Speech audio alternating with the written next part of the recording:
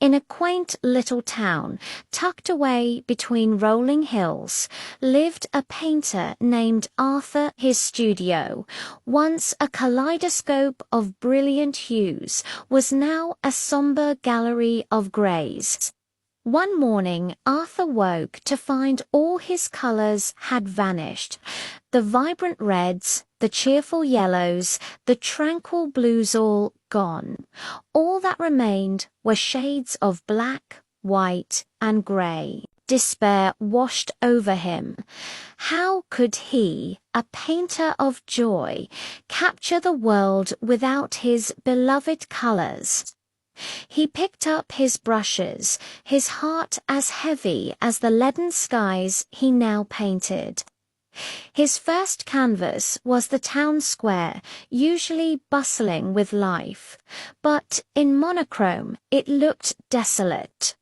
He painted the flower seller, her stall now a collection of grey blossoms. He painted the children playing, their laughter silenced by the absence of colour.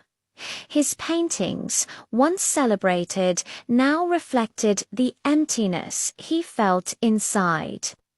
The townspeople would pass his studio, their faces mirroring the sadness on his canvases. One dreary afternoon, as Arthur was packing away his grey paints, he saw an old woman struggling with her grocery bags. Without a second thought, he rushed out to help her.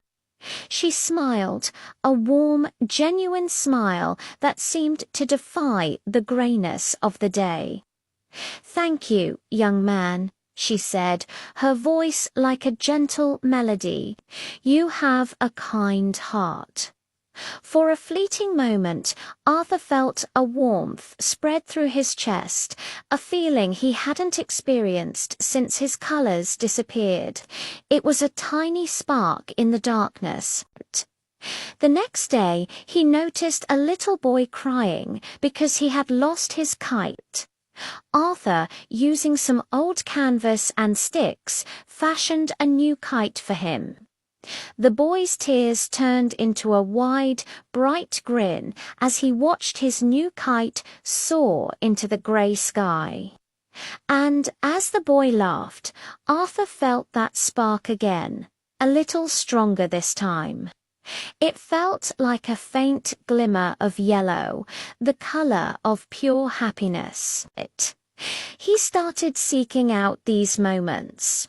He helped a baker mend his broken cart, and he felt a sturdy, reliable warmth, like the color brown.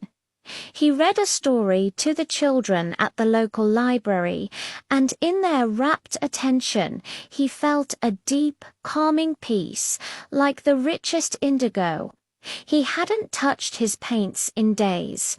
Instead, his hands were busy helping, fixing, and caring for his neighbors.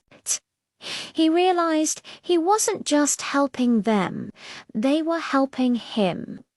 Each act of kindness, each shared moment of connection, was painting his world with feelings he had forgotten.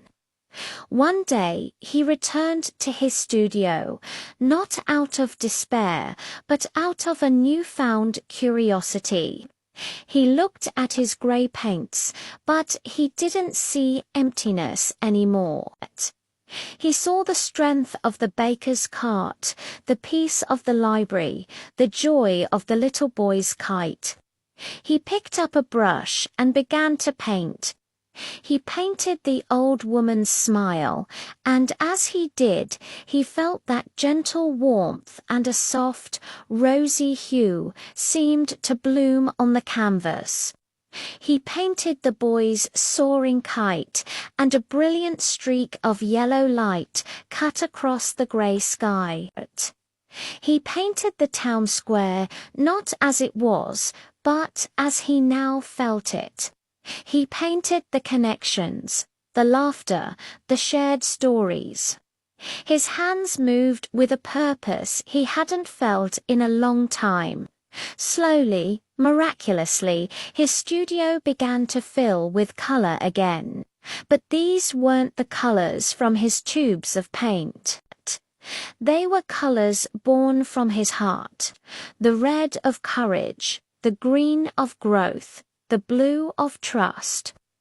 Arthur learned that his colors hadn't vanished. They had just been waiting to be rediscovered, not on his palette, but within his own actions. He had been looking for beauty on his canvas, when all along it was waiting to be created in the world around him. He became known not just as the town painter, but as the man who painted with kindness, proving that the most beautiful color of all is the goodness we share with one another. Thanks for watching. If this story brightened your day, consider liking and subscribing for more content that adds a little color to the world. See you next time.